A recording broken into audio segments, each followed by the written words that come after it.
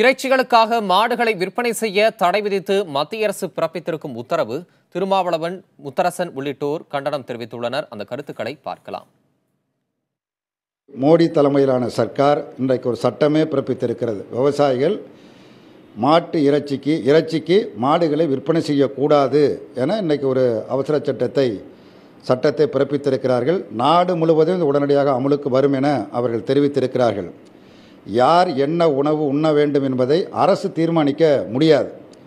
அப்படிப்பட்ட நிலையில் இப்படிப்பட்ட அறிவிப்பு என்பதை இந்திய கம்யூனிஸ்ட் கட்சியின் சார்பில் மிக வன்மையாக கண்டிப்பது மட்டுமல்ல, ஜனநாயகத்தின் மீதும் மதச்சார்பற்ற கொள்கையில் நம்பிக்கை உள்ளவர்கள் அத்தனை பேரும் இதை வன்மையாக கண்டிக்க வேண்டும், எதிர்த்து குரல் கொடுக்க வேண்டும்.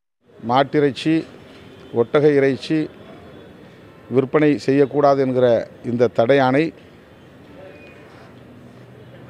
முஸ்லீம்களை குறிவைத்து இந்த நடவடிக்கை எடுக்கப்பட்டிருப்பதாகத்தான் தெரிய வருகிறது.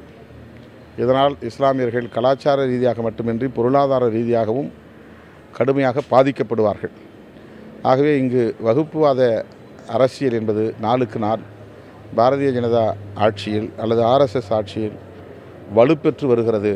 இது வேதனைக்குரியது, வன்மையான கண்டனத்திற்குரியது. இந்த ஆணையை மத்திய அரசு திரும்பப் பெற வேண்டும் என்று விடுதலை சிறுத்தைகள் வலியுறுத்துகிறது.